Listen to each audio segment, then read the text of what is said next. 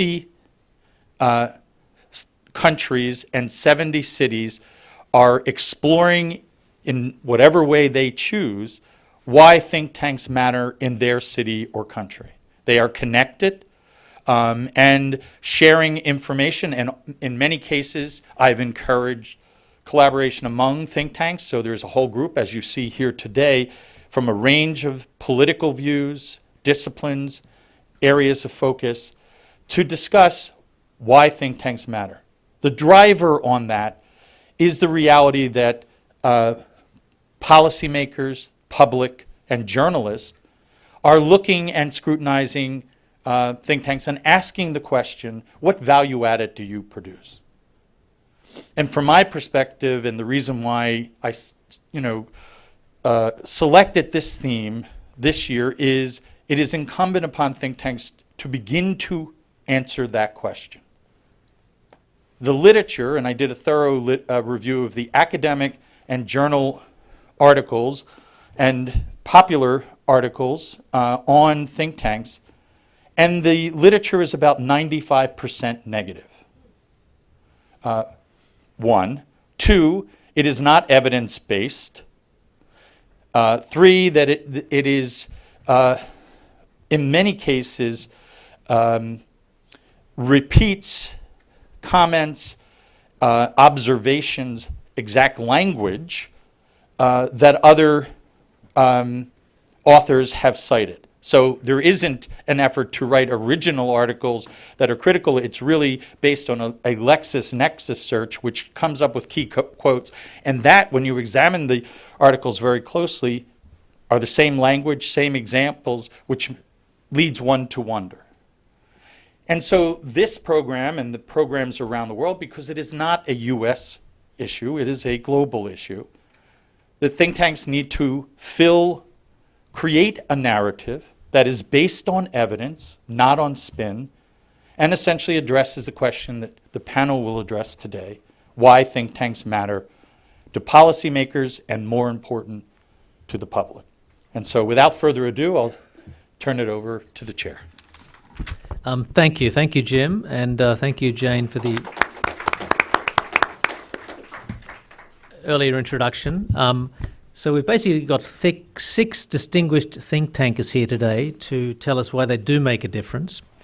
As an outsider, I know Jim's project is global, not just about the US, but as an outsider, I wanted to start by reading a quote from the French ambassador to Washington, describing how Washington works, and I think it might relate to think tanks, but I just wanted to do that to provoke discussions before I introduce each of the panelists. And he said, the French ambassador, "I think the strength of this country, and here I have to tiptoe, is its extraordinary unity. You don't have the sense they are trying to contest the roots of society.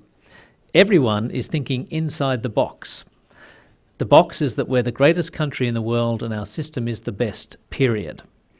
There are no metaphysical doubts." Now that's the French ambassador. What year? That's right. So I'm going to just get each of you, as we discussed beforehand, to give about a 5-minute introduction about how you do make a difference, how you do think outside of the box. We'll go from right to left, from outside to in. And we'll start with Heather Conley, who's Senior Vice President for Europe, Eurasia and the Arctic and Director of the Europe Program at the CSIS Centre for Strategic and International Studies. Thank you, Richard. Thank you. Good afternoon. Well, I want to just, as I was preparing for this discussion, my boss, Dr. John Hamre, who's the president and CEO of CSIS, sent a memo out he does periodically. He reflects on something, and part of his reflection I want to read to you because it is perfect. He said, "We have a crisis. Big bureaucracies do not invent ideas. Big bureaucracies take old ideas and make them more complicated. In the American form of government, new ideas come into the government." Why do think tanks matter? Because we are a marketplace of new ideas. I was a former Deputy Assistant Secretary of State in the State Department, and I assure you for 4 years, I did not have many new ideas. I was reacting, I was responding, and I pulled strength from think tanks that were offering new and innovative policy ideas. Now, sometimes they were extremely far-fetched, and I thought, well, you've never worked in government, you don't know how this is going to work. But many times I thought, oh, that's a great idea. I wonder. And it helps spur new ideas. So I think why think tanks matter. We are a marketplace of ideas. And to Ambassador Rhodes' comment, I often hear from, particularly from European officials, in some ways when they come to Washington and they make their rounds and they visit government officials and they visit think tank officials, they go, I wish we had this richness in Washington, this marketplace of ideas where we can go to many think tanks and we will get many opinions, but we have that richness of ideas. The second, I think, area where think tanks matter is we are a convener of different views. We bring stakeholders around a table to tackle a really difficult issue. We bring private sector, civil society, government officials, former government officials, experts, historians. How do we tackle this project? We are a multi-stakeholder opportunity. And at CSIS, we are bipartisan. That means everybody's views are welcome at the table, must be heard, and must be part of the solution. And I think our final, at least for me very personally, why think tanks matter, we're educators.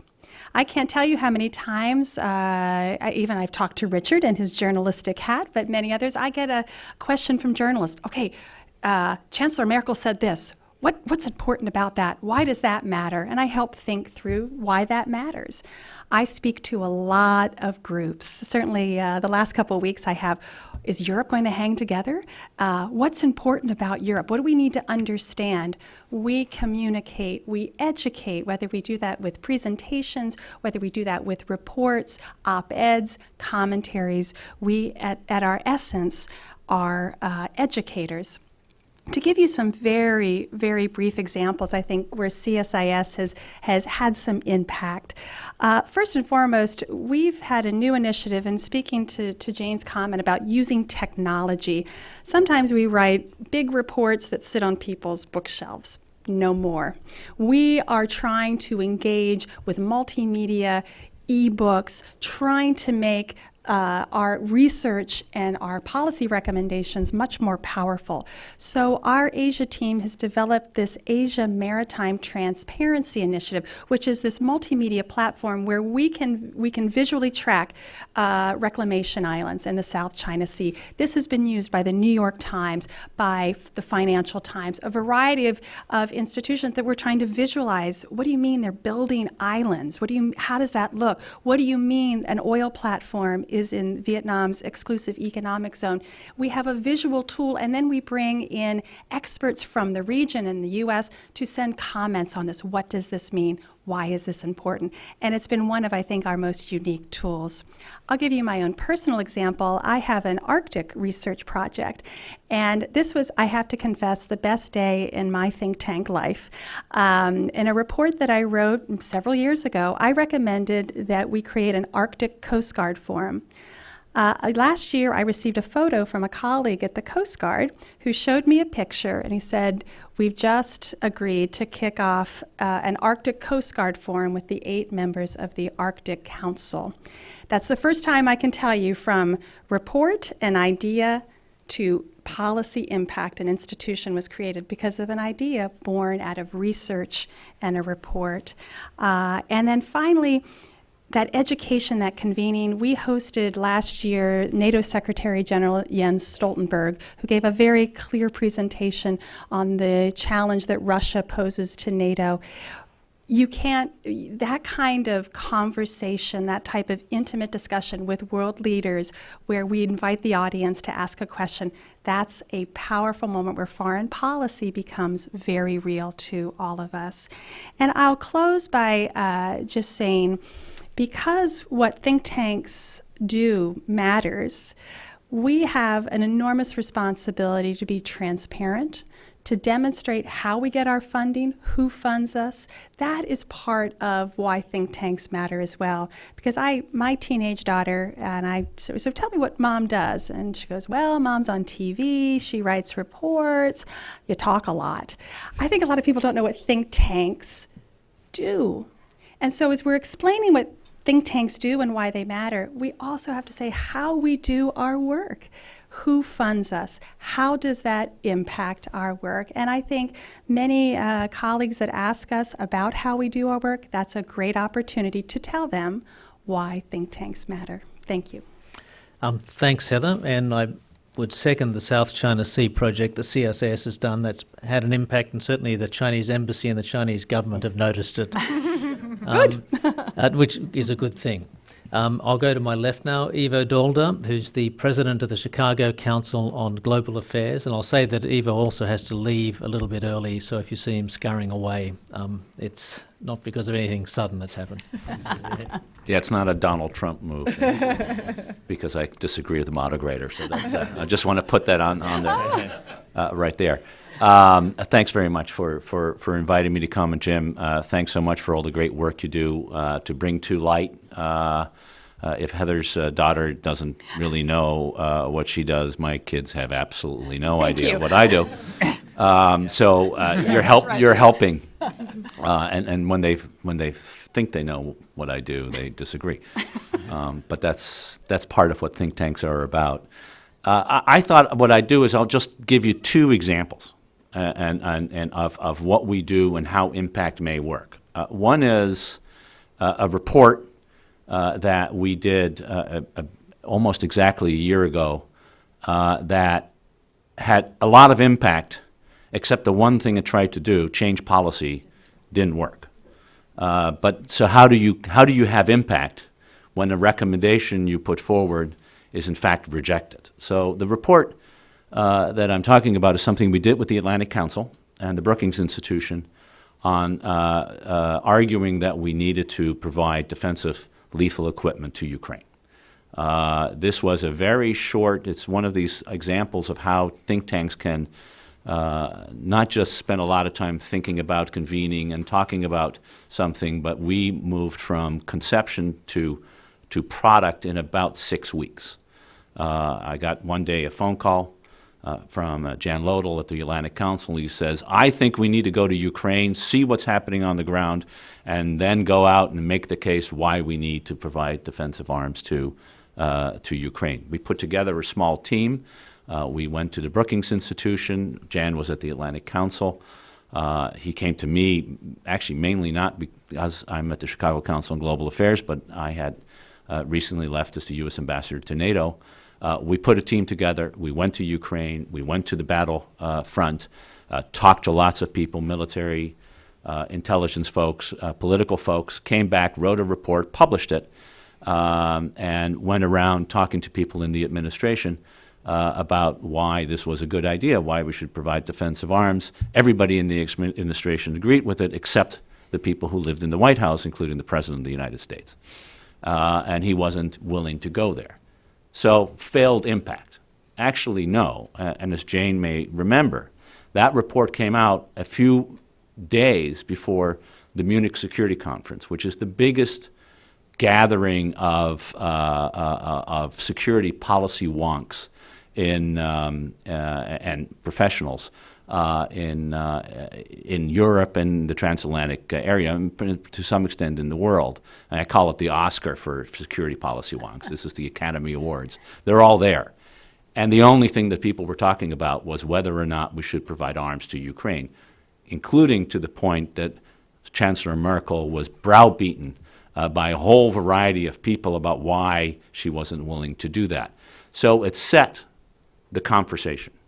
And one way to have impact is not just by measuring whether the Deputy Assistant Secretary or the President takes your policy ideas and makes it real, but if you can drive a conversation.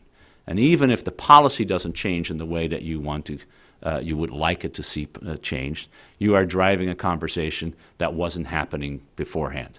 And now you can have a debate and you can come back to that and have a real impact in the public education and the public discourse that takes place on these issues. So when you think about think tanks, we often think about whether our policy proposals get adopted. We should also be thinking about how our policy proposals generate a conversation, and a conversation that is different, that is new, that allows for people to come at what is happening from a slightly different way. You bring in expertise, you translate expertise into policy recommendations and into thoughts. So that's one way in which you can have an impact. Second example is more of the convening and educating example that Heather talked about. We at the Chicago Council on Global Affairs have for a long time been thinking about how do you become a policy-relevant think tank when you're not in Washington. Most Washington think tanks, and even those who are in New York who've now transformed themselves into Washington, don't think about that. When you're in Chicago, you have to think about that. And maybe the answer is that some of the policies that you're focused on actually aren't driven or even formulated here in Washington. And one of those policies is the policies that cities pursue. So we decided to convene a 3-day forum on global cities and what is the role of global cities in driving the international economy, in international politics, and bring together a wide variety of people. We brought artists and architects and museum directors to represent arts and culture, which is what is necessary for a great city. We brought CEOs and former Treasury secretaries and Federal Reserve folks from all over the world, because economics is driven by the great metropolitan areas in the world. We brought civic leaders, from mayors to ethnic leaders who make up what matters in a city, and educators, university presidents, and others. The 4 pillars of urban life: business and commerce, civics and society, arts and culture, and education. And for 48 hours, we had a conversation about what is the role of cities in promoting economic welfare, in overcoming inequality, in enhancing art and culture in the characteristic of a city. We had a panel with Madeleine Albright, the former Secretary of State, Josias van Aartsen, who was the former Dutch foreign minister and the mayor of The Hague, Malcolm Rifkin, the former British foreign secretary and defense secretary, about the foreign policy of cities. Can cities have a foreign policy? We had a debate between Hank Paulson and Bob Rubin. Do cities have an influence on our economy and how the economy devolves? This was an eye-opening experience for many people who don't think about cities playing in that role. We think about cities whether they remove snow. It's, by the way, not an unimportant thing for them to do. But if assuming they do that well, they do a lot of other things. And as a result of this, we now have started an annual forum where we have that conversation. I can't pinpoint any particular policy that was changed in any particular city, but I do know that people walked away and said, I hadn't thought about it in this way. Have you ever thought about cities having foreign policies? I hadn't thought about it until a couple of years ago. Actually, they do. They have foreign relations. They have businesses that are headquartered in one place and are doing business somewhere else. And thinking about this in a new way allows you to expand the conversation. It's a conversation that doesn't take place in government. There's no time. It's a conversation that, to some extent, really doesn't take place in universities because it isn't steeped in some discipline. It is, by definition, cross-discipline. It's a conversation that only think tanks can do, because they convene all these different elements that allow you to have something much richer, much more interesting for both the public and the policymaker, which is ultimately why think tanks matter. Thanks very much. Thank you. Thanks, Ivo. To my right, Kenneth Weinstein, who is the President and Chief Executive Officer of the Hudson Institute. Okay. Thank you, Richard. Thank you, Jim. Thank you, Jane Harmon, and your colleagues at the Wilson Center, who will be our new neighbors when Hudson Institute moves across the street on Monday to 1201 Pennsylvania Avenue to a brand new facility. Let me get a plug in there. I think it's been a terrific discussion so far, and I'd just like to build on some of the points that have been made. Obviously, think tanks play a key role in convening, in educating, and asking questions that others don't. And I think that's really where we at Hudson think our value add is. Hudson was founded by the late Herman Kahn, who was a great futurist, outside-the-box thinker, someone who sort of didn't quite meet Gérard Araud's description of how things operate in Washington. And Kahn always had this basic belief that the answers you get depend on the questions that you ask. And we've been driven by that notion at Hudson, and essentially our idea has been to try to bring the best available policy minds to focus as far as is possible on pressing policy challenges at a time, as Jane Harmon indicated, of immense change and transformation in the think tank world. And so the focus really has been on trying to drive impact, which in a world of Twitter, of 24-hour news cycles, doesn't allow you to say, do the kind of studies that Herman Kahn did that, say, looked at the year 2000 that were published in 1967, or, sweeping histories of mankind that looked at how life would be in 2250 and what planets we'd be living on. Instead, we find ourselves operating at a much more compressed time frame and in a much more competitive environment that we all operate in. It's not just, oh my God, those guys at CSIS beat us to the punch, or the guys at Brookings did this, or God, the Chicago Council, oh boy, what do we have to say?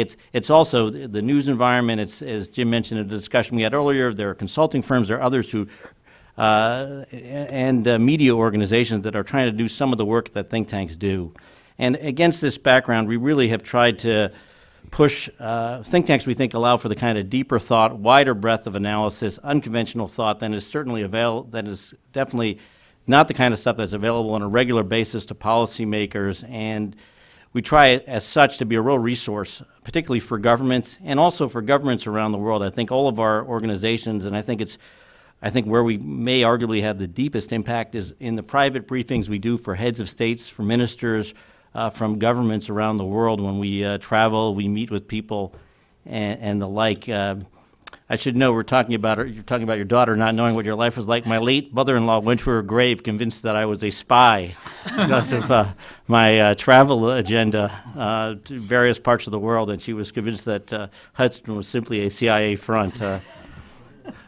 Would that were the case. But in terms of policy prescriptions, let me just sort of go through a few things we've done over the last year to briefly just kind of show the direction that we've taken things as we try to, as the board asks for more impact.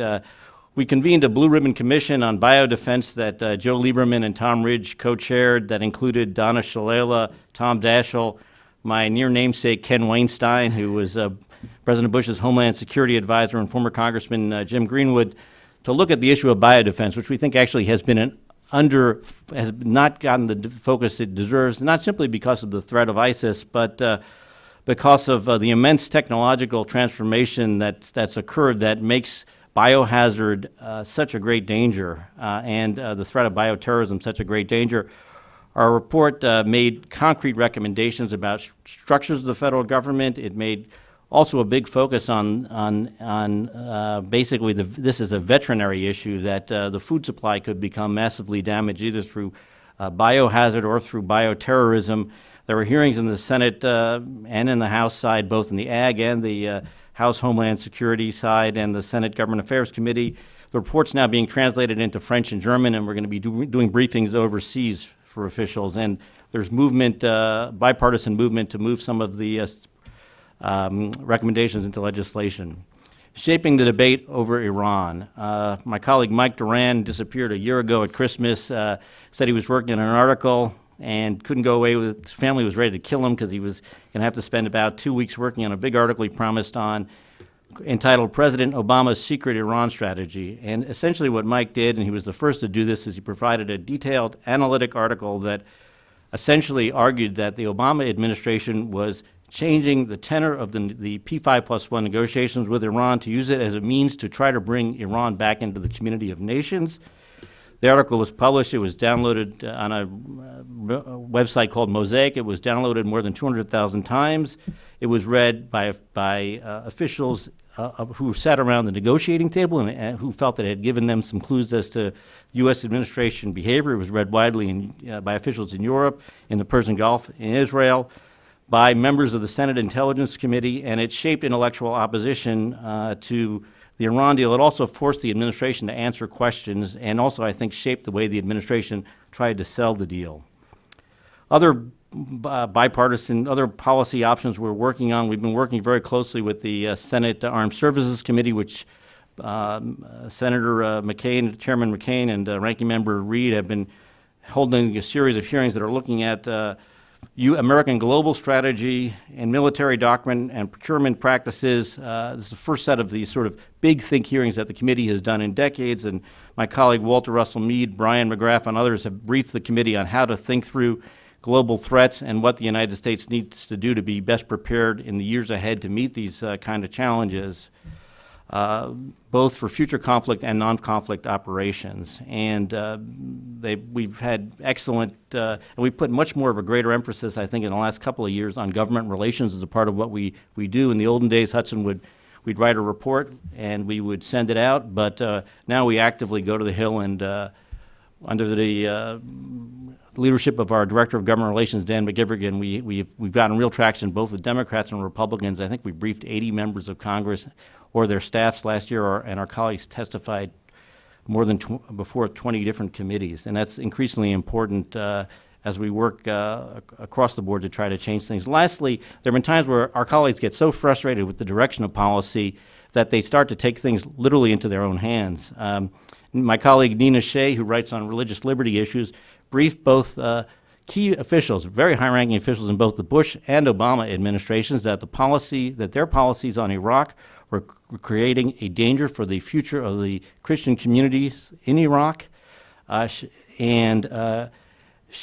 Frankly, she wasn't listened to in either administrations as much as she would have liked. And as ISIS spread and as the fate of Iraq's 1.5 million Christians became increasingly endangered, she decided to reach out to people she had met in the movement of those trying to promote more attention to the fate of Iraq's Christians, including Mark Burnett, the TV producer of Survivor, Roma Downey, his wife, the actress, Cardinal Dolan, the evangelist Johnny Moore, and others, and to promote an idea she had that, hey, we can just start a private airlift of Christians out of Erbil, and we can take them out of Erbil and we can bring them into a zone of safety. And she started with Christians because she knew that, because those were the communities she's worked in. Those she's certainly focused on Yazidis. She's certainly focused on the plight of Muslim minorities being persecuted. And lo and behold, thanks to their efforts, a major airlift of several hundred people has begun, and these communities have started to be moved slowly to Slovakia, among other places. And it's the effort got the attention of ABC News, and 2020 focused its Christmas edition on it. And it's something where, as myself, as the son of a refugee from Germany during the Second World War, I look at this kind of work, and this is really the deepest kind of impact you can have, where you are literally saving lives. It's out of the normal zone of the stuff we do, but it's the kind of stuff that can arise when government fails to do what it ought to. And so let me leave it at that. Thank you very much, Ken. Next, Spencer Overton, who's the president of the Joint Center for Political and Economic Studies. Thank you. So I want to thank Jim again, thank you, and Andrew Seeley, thank you both for your leadership in terms of the think tank community. Jane, thank you for hosting us, and I've got to acknowledge and thank Andreas Macias at the Joint Center, who's on my team in here. I want to start off with a little context. I'm at the Joint Center. It was founded in 1970, so it was founded 5 years after the voting rights of 1965. So there are all these new black voters, right? And the Ford Foundation basically said we need a think tank to basically help these people transition from being civil rights activists to elected officials and governing and that kind of thing. Right? And so you think about people like Maynard Jackson, Charlie Rangel, Shirley Chisholm, they were all very much involved in the Joint Center when it was founded in 1970. It provided training for elected officials. It also provided papers, reports, presidential transition papers in terms of, from the perspective of African Americans, surveys, reports, analysis. And it was also a place of big thinkers, people like John Hope Franklin, Mary Frances Berry, William Julius Wilson, kind of the people who were the people in terms of race. Had some policy successes. I had this thing called the Dellums Commission, which focused on men and boys of color, which was kind of the precursor to the president's MBK program. Also had an office in South Africa right after the fall of apartheid to help transition to democracy. So now when I came 2 years ago, February 2014, tenured professor at GW, was on sabbatical, and the Joint Center had a whole lot of debt. I mean, it's kind of like civil rights organizations or HBCUs or other organizations you may think of, right? In fact, people thought that the Joint Center was really dead and over. Hey, maybe we don't need these institutions anymore.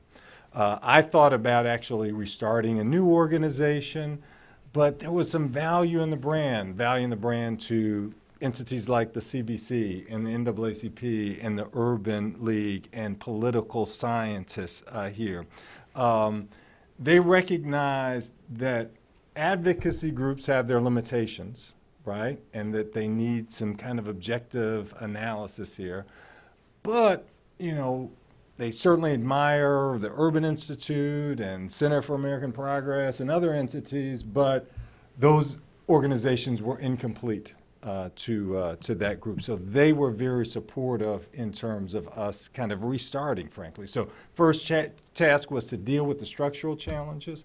I'm happy to report that, like I said, came in millions of debt, Now we have no debt and we're growing. So things are moving in a good direction. We're focused on two things right now that are related to why think tanks matter. One, we're focused on research and policy for elected officials of color in leadership positions. So there are about 17,000 elected officials of color in the country, right? About 1,000 of those people are in leadership positions. So people like mayors, city council presidents, county commission chairs, state legislative floor leaders. This group, there are about 1,000 of those people. Right? And so we have, and we're focused on African Americans, Latinos. So we started off focused on African Americans. Now we're focused on this leadership class of African Americans, Latinos, Native Americans, and Asian Americans. We've had roundtables where we bring, 25 of them to D.C., take them to the White House, take them to the Hill, and meet with people like, Rand Paul and Kathy McMorris Rogers. We're also doing research and policy briefs for this group. So this is important because a lot of these people, they have professional training, right? They may be lawyers or some experience in business, and they also have this front row seat in terms of our most significant domestic challenges, and they're decision makers, right? They control budgets here, and also they impact the lives of people of color because 87% of people of color live in just 25 states in the country, and most of these leaders have jurisdiction, right, over these states, these areas. So they can play a significant role in structural change that expands opportunity. The problem, though, is, they need support. They don't have easily accessible research that is ready to go. They're smart folks, but they're going to chicken dinners. They're doing a variety of other things, right? And they don't have deep research policy staff. We have this notion of the CBC or the CHC or KPAC, right? But there are only about 75, 80 federal elected officials of color, including the president, right? But there are, as I said, just about 17,000 of these other elected officials in terms of the state and the local level, and 1,000 in leadership positions. And so they're also the future leadership of the country when we talk about the changing country here. So I think servicing this group is important. Something else that's a little more direct and tangible in terms of thought leadership. So one thing we're doing is we're focused on this class, this group of people, these 1,000 people, right, who are decision makers. The other piece here is infrastructure for thought leadership on race. So an example of that is we just came out with this report in December, diversity among top Senate staff, right? So this is chiefs of staff, a small group of people, chiefs of staff, communications directors, legislative directors, that kind of thing, and some committee staff directors. So we found that Latinos are 16% of the population, but they're only about 2% of top Senate staff. African Americans, 13% of the population, but less than 1% of top Senate staff. And even in states with large minority populations, very few of them had top Senate staff who were folks of color. It was particularly a problem with regard to Democrats. If you look at the Democratic voting base, about 22% are African American, and yet less than 1% of Democratic top staff is African American, and a similar but not as extreme trend with regard to the Latino communities. So, you know, we had feature stories in the Washington Post, the Atlantic, AP, variety of other places. The Connecticut NAACP started to reach out to their elected officials to ask them about diversity. We're seeing some similar movements. People from the Hill are starting to call us to get some insight and some ideas about diversity in terms of the Hill. And I think this is important because, you know, staff really can't discuss diversity. Like, in terms of the Hill, it's difficult for them to discuss it. Lobbyists, government relations folks, they're not going to bring it up. They don't want to kind of compromise their relationships with members. You really need an independent organization to go in. And again, this is like empirical. You know, we did significant original research here in terms of pulling together this data to the point of going office to office at a certain point to confirm particular things, right? So original info, and again, it's not an advocacy piece. It's like change through sunlight, through facts here, and, you know, let other people work on moving the ball here. So just kind of as I pull it together. There are a variety of other things we're working on, things like gun violence, going into communities, getting real data from communities as opposed to, you know, information just from outside of communities. But, you know, why do think tanks matter? Because information, innovation, collaboration, they are key to eliminating racial disparities. Think tanks matter because data is key. Not just in terms of so-called mainstream communities or whatever, but in terms of empowering communities, right, of color and allowing them to make good decisions in terms of their community, allowing them to do things like write their U.S. Senator and say, well, hey, how many people do you have on your staff of color? Also, you know, race is very political, subjective, polarizing, and it is a big issue. You know, there was a study that found that in city elections, race was a more significant factor than political ideology in how people voted, right? So it continues to be a significant issue, and it's really subjective, and we really need facts, and we need to be able to convene people from different backgrounds in order to get some common ground and move forward together. So, you know, think tanks matter in an increasingly diverse and multicultural America. So thanks. Thank you, Spencer. On my right, Ted Geyer, Vice President of Economic Studies at the Brookings Institution. Thank you, Richard. Thank you, Jim. And thank you, Jane, also. I want to piggyback on some of the thoughts that were presented by the previous panelists. I think there's two similar but yet distinct questions that we're trying to address here. One is, why do think tanks matter? And two is, what particular policies can you point to that our think tanks have had an influence on? And those are different. And I think Iba was pointing this out also. I liked Heather's phrase, think tanks offer a marketplace of ideas. Okay, so irrespective of policy, we influence policy X, and you can point to this bit of legislation or Fed policy. I'm going to speak a lot about economics, that's my purview. The whole idea of having a marketplace of ideas in and of itself deserves a vigorous defense. The contrast with marketplace of ideas, I came across this quote today, As many of you know, there's a primaries season going on. And particularly on the right, there's been a bit of a battle going on among the conservative intellectuals in think tanks and in magazines, and kind of the more populist strain and the leading candidate right now among the Republicans. So the Rush Limbaugh quote is dismissive of the conservative magazines and think tanks. They don't want to solve problems. They just want to score points in an academic exercise with a perpetual debating society.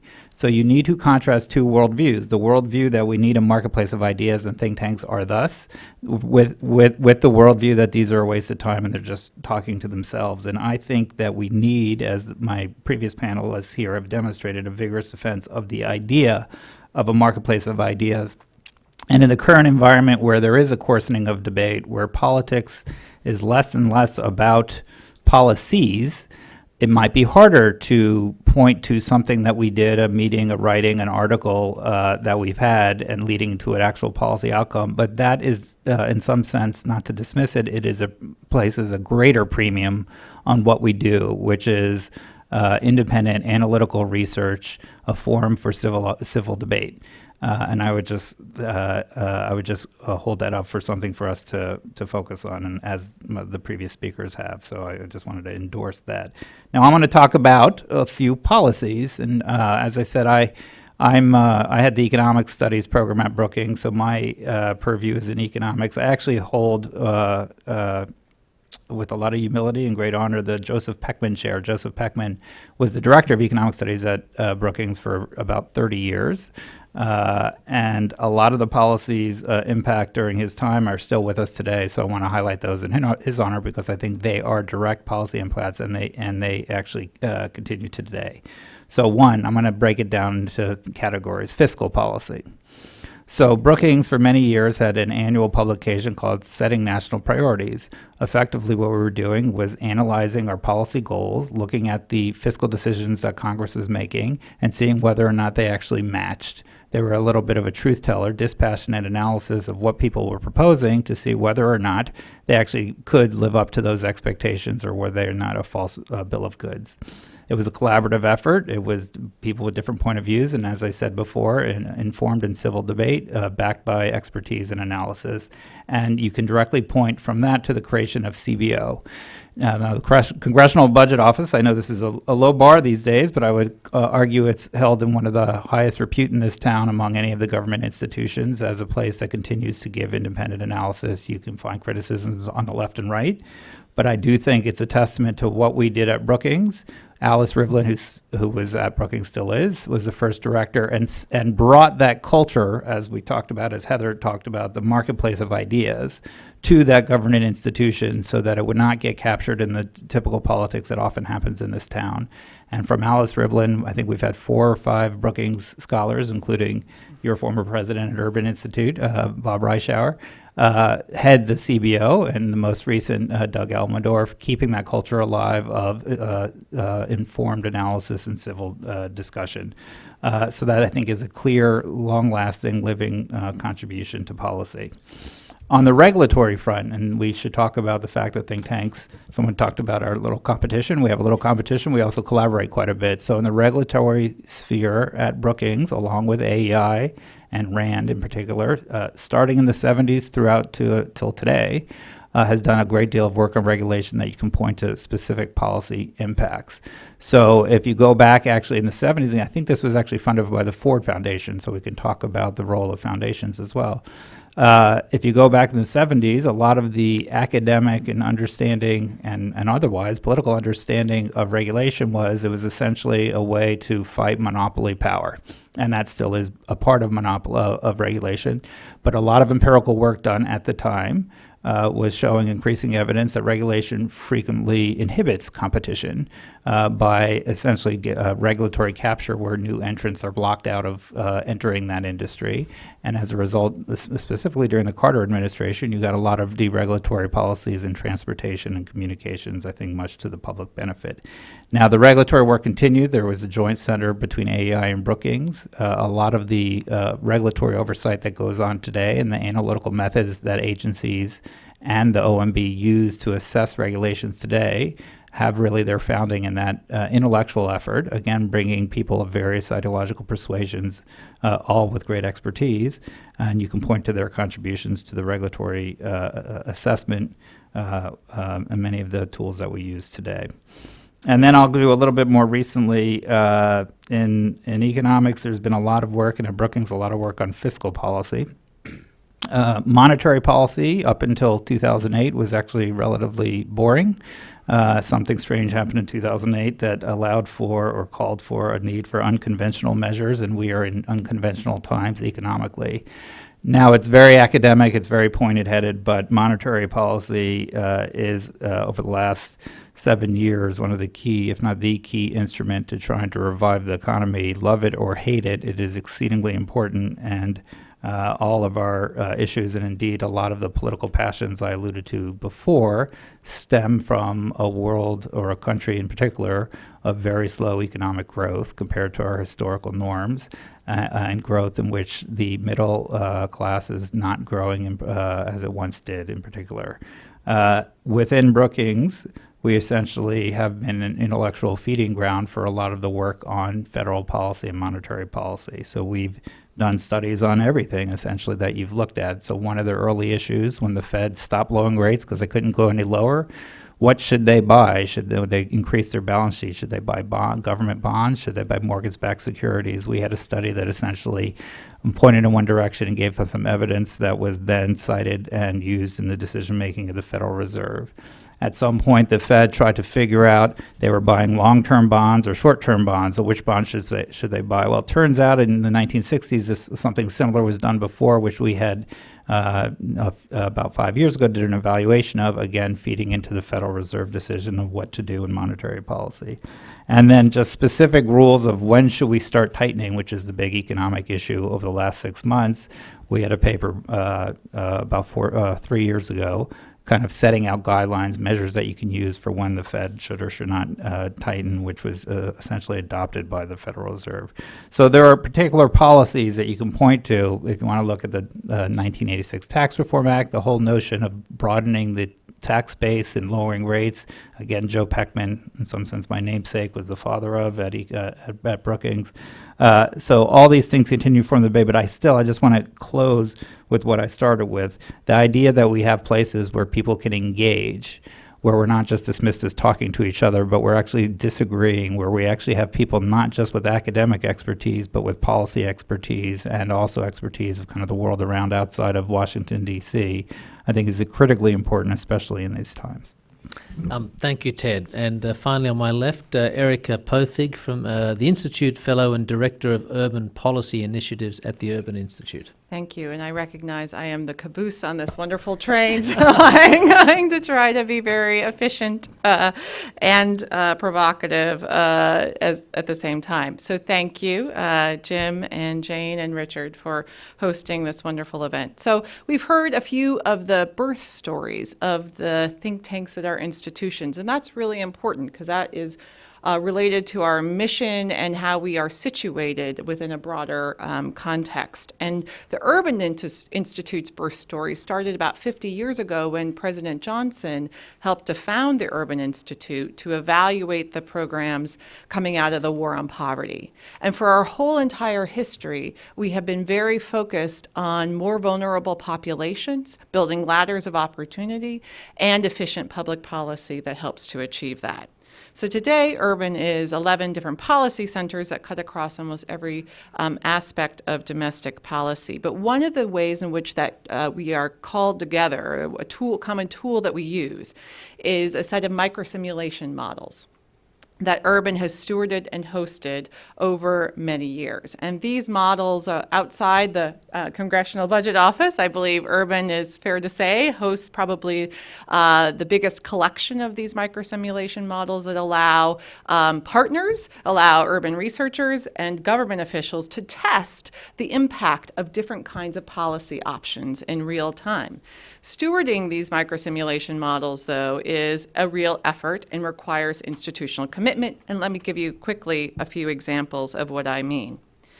So one of our longest standing models is something called the Health Insurance Policy Simulation Model, or HIPSIM. And for decades, Urban has been using this model to measure the number of uninsured Americans. I can still remember I was 18 in my civics class in high school when I learned for the first time that there were 15 million uninsured Americans. I probably cited my first Urban Institute report. Fast forward to today, Urban Institute's research really informed the creation of the Affordable Care Act. And looping back, most recently, this past summer, as you all know, that Affordable Care Act was challenged in the Supreme Court, not once but twice, in the most recent decision, King versus Burwell, that looked at the subsidy component. Chief Justice Roberts' opinion made clear that the negative implications of eliminating the subsidies for buying on the exchanges. And to support this point, he cited Urban Institute's analysis using this HIPSIM model that I just described. And what does it mean for people, Jim? Well, enrollment would have decreased by 69%, resulting in 8.2 million fewer insured people, and premiums would have increased 35%. So that is a very real result that follows the long arc of history and stewardship of this particular analytic tool. Just quickly, another point. In partnership with Brookings, we have hosted a model that analyzes tax policy. In the last election, the analysis of the presidential candidates was featured in 3 out of the 4 debates.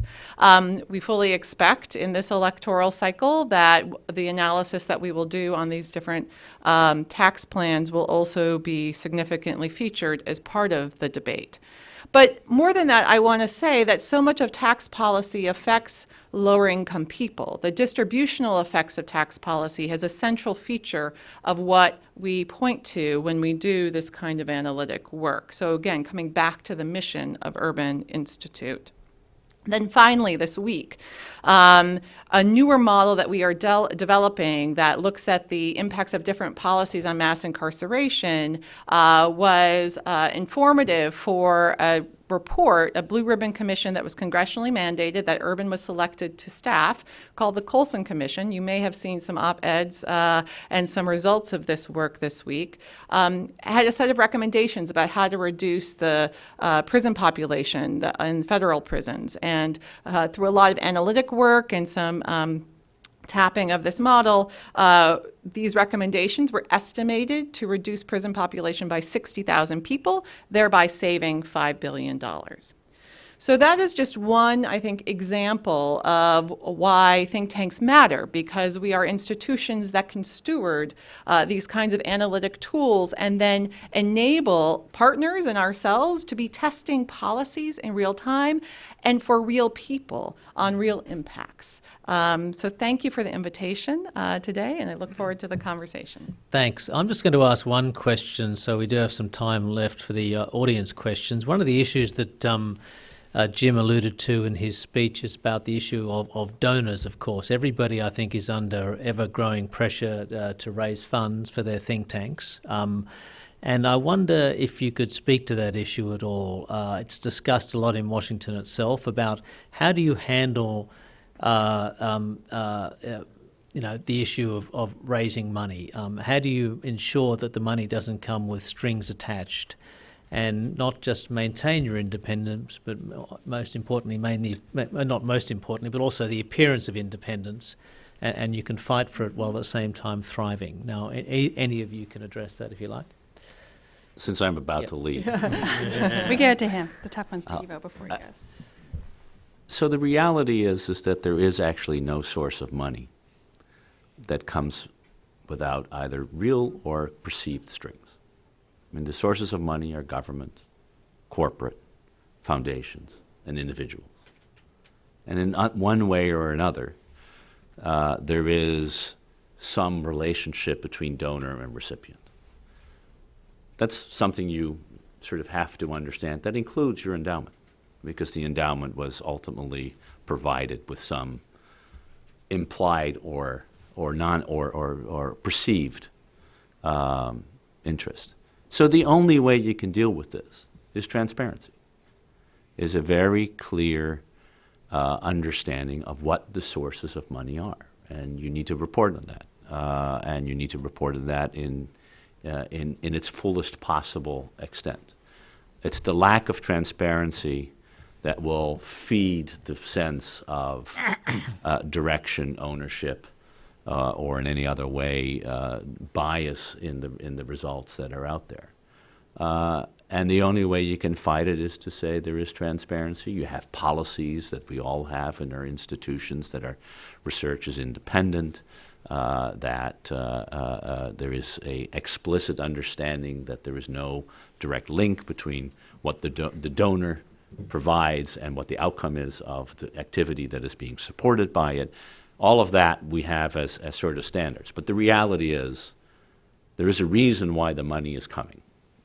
And the reason has to do with an outcome and that outcome can be good policy research, but it's an outcome that is being perceived. So the only way you can deal with it is through transparency and diversification. Having as many different sources of funding, including for the individual projects that you are undertaking, helps in dispelling the idea that an individual donor or a single donor, can be an individual, doesn't have to be an individual, is directing the outcome of the product that you're trying to achieve. We'll go Spencer, then over this side, then Heather, then Ted. Yeah, Right. all here. I'm going to be very quick. I agree that transparency and diversification are important. I'm in a unique situation because I've got, frankly, I'd say constituents, my audience, right, in terms of elected officials of color and communities of color who could feel as though, are you just being bought off by that industry, right? And so I have to go out of my way, and this is something I'll tell a donor in a minute, like the only reason we have value is because we are credible to these communities in terms of objective facts and not kind of moving some agenda, whether it's a foundation agenda or a company agenda. And as a result, I intentionally look for win-win situations. I mean, there's issues like workforce development. Economic development is key in terms of communities of color, and that is an area where there are a lot of private sector interest in terms of a workforce development piece, right? But I'm just very diligent and very much push back in terms of donors and being very clear that, there's money that I turn away just because the only reason we have value is because of our credibility and our relationship with our constituents. Okay, go Heather. Yeah, so we have sort of an equation here, transparency plus diversification plus integrity. And so we all have wonderful, clear conflict of interest language, which says exactly what Ivo said. Our research is independent. We come to our own conclusions. But as Ivo said, every day is a relationship with the donor. And every day, an analyst or researcher has to have the integrity that when I'm preparing a public discussion about something, and the donor, this is part of the research, but the donor has one specific view that is very supportive of issue A. But I need to have on that panel a voice that says, that's the worst idea I've ever heard, and here are the following reasons. And that donor may say, I don't want a negative voice because I'm supporting that issue. And if I cannot have an alternative voice, then I have to have the courage and the integrity to say, then I'm sorry, here is your money back. I can't do that. I have to have independence. At the end of the day, my report has to say whatever I want it to say. It can't be supportive because government X or corporation Y or individual Z is supportive of a particular idea. And sometimes the courage of an institute to say, no, thank you, that donor will come in another guise, in another way, through maybe another think tank that had to make a tough judgment call about what that integrity means. So it is a constant challenge in that competitive spirit, Ken, that you had mentioned. There is competition. I think that's the marketplace of ideas. Lord, did I wish the government had competition of ideas. Interagency battles, yes, but competition of ideas. But that is where we have to put living, breathing meaning into conflict of interest language, because we can tell you who the donor is, and we do, and we can make it all publicly available, and we can diversify, but at the end of the day, it's 1,000 decisions that individuals make, and at the end of the day, if our integrity is in question, then we are not going to be effective at our job. Ted? So I agree with everything that my colleagues have said. I'll just add a few other layers to this. I'm glad that Ivo brought out that there are many different funders from many different sectors. Implicit in that is, and that has always been the case. So, you could write the news article about Robert S. Brookings, some rich corporate guy who was trying to influence policy, I suppose, way back when 100 years ago. So this is not a new issue, although for various reasons that we can get into, it understandably has more scrutiny today than it did during Robert S. Brookings' day. I would just highlight two other points. We talked about transparency. We talked about integrity. Two other points. One is quality, which is you need to have quality scholars who have comfortable that they have a reputation that they want to protect and that they understand, and the donors understand that the scholars and the scholarship is our brand, and that can only be our brand and only be maintained if they have independence and the ability to go where their thoughts might and their analysis might take them. You need to so that peer review, quality control, and who you hire, all that rest is, I think, critically important. And then I just brought up just one other point. A lot of what people are talking about with transparency, I agree. Conflict of interest standards, guidelines within institutions, extremely important. That we don't have hours and hours, but that is where you can get a bit Talmudic in your analysis of it. I mean, this is what I do a lot of times. I read an article the other day. Somebody was saying that it would really, I think the energy companies turned down this, but they were advocating that energy companies, oil companies, should have more climate experts on their corporate boards, that is an area of expertise that we would all, so society would gain from having them. Okay, so should I have my scholars who are energy experts or climate experts on those boards? Does that arise a conflict next time they're writing Brookings Scholarship? So I can answer that question and how I might handle that, but these are the one among myriad kind of issues that you have. How much scrutiny do I need to do among co-authors of Brookings Scholars to see whether or not they have, or do I just assume they? So you get a little bit into kind of the legalese and the weeds of it, and the problem when you have a more legalese is then it gets more difficult. And I do come back, it is an issue of transparency, integrity, and quality. Those are the high-level ones. But like everything else, when you try and get scrutiny, when you try to put guidelines on it, it becomes challenging and important, but challenging. So just to add to these comments, which I agree with, something that we have found very useful is we have a set of funding principles that you can find on our website. And when especially we're entering into any new funding relationship, the first thing we do is share those funding principles. And we say, if you want to, these are our guidelines, this is what we will abide by. If you're understanding of that, then we would love to have a conversation with you about support for the work. But that way, we're kind of on the same page in relationship to the issues that were just, I think, well described by other panelists. Ken? I think it was very well described. We've been down the road with in discussions with people about projects, and this happens regularly. This happens multiple times a year. We decide we cannot do this work. We'll not have the intellectual integrity, and our scholars aren't going to do it. We've done a corporate funding. We don't have a huge amount of corporate funding, and we're like everyone else. Our donors are disclosed, and we did an event for a corporate donor a few years back on a regulatory issue where we had someone advocating their position and someone advocating the other position.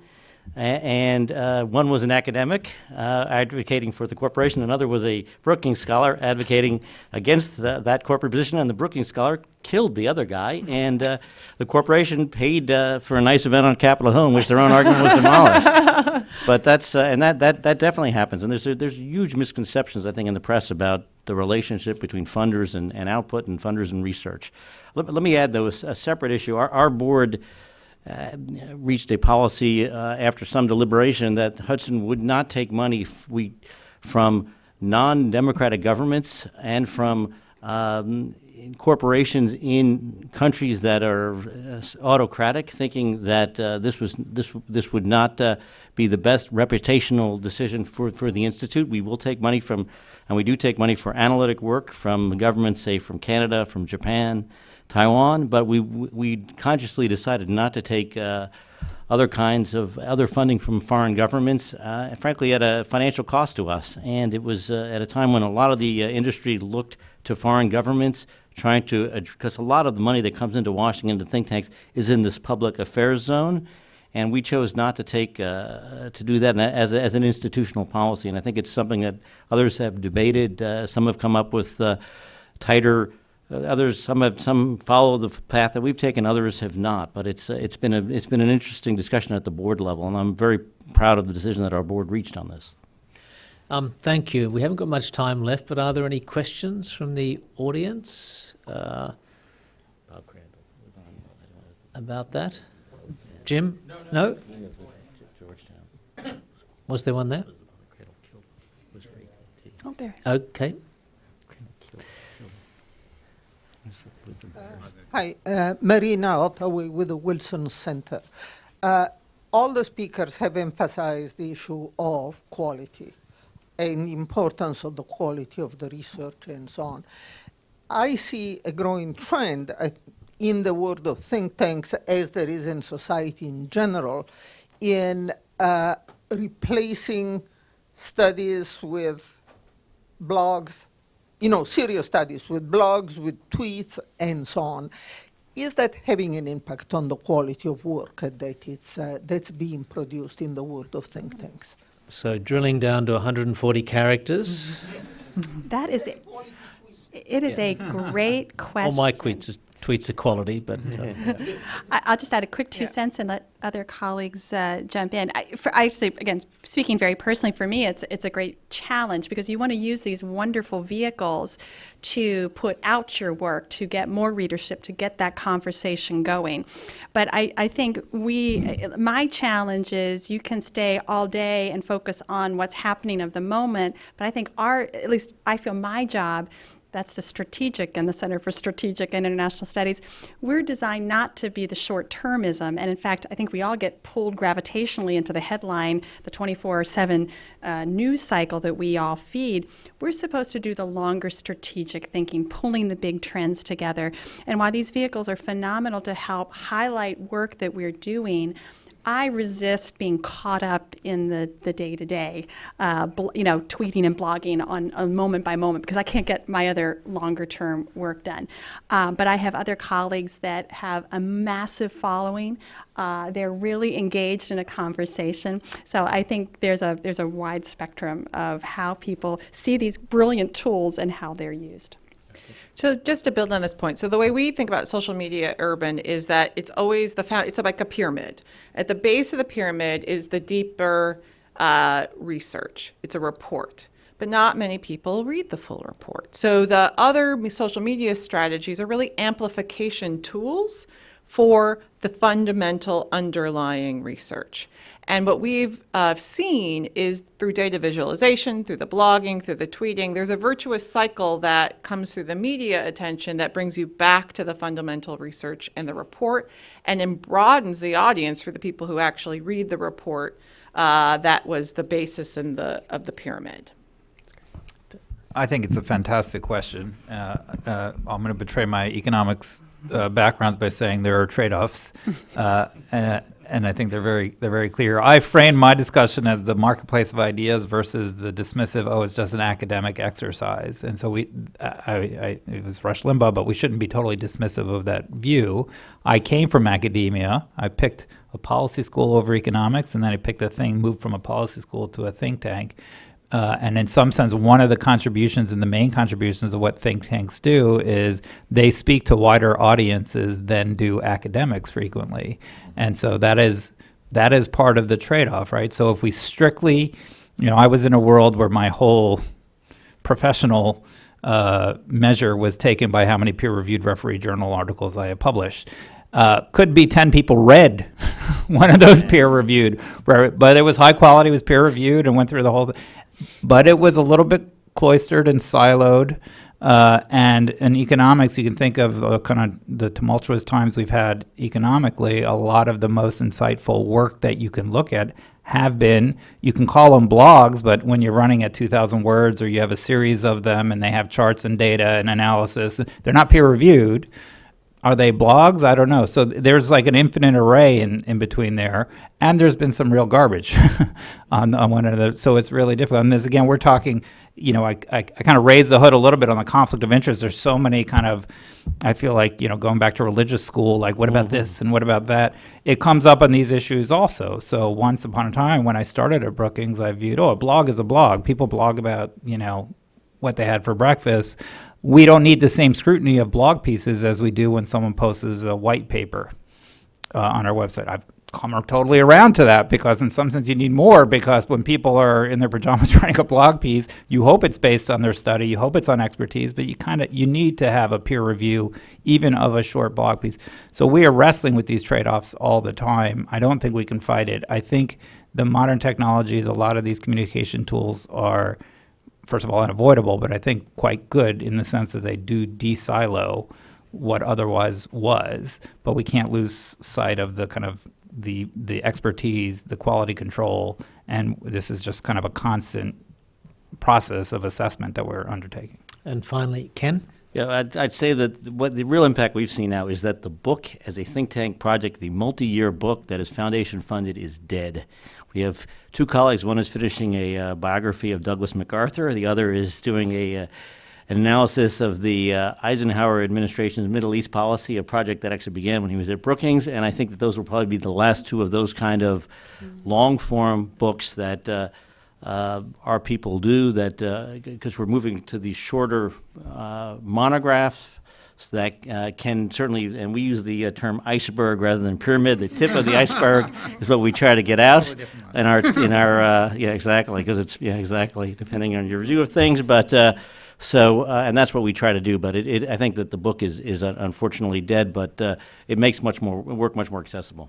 Well, as someone on a fellowship to write a book at the Wilson Center, I'm very depressed to hear that. Yeah, but that's I think that's it. I think, but there is a reception, by the way, immediately after this in the room straight across the hall. Thank you to everybody for a terrific panel. Thank you, and thank you, Andrew. Thank you. And Jim.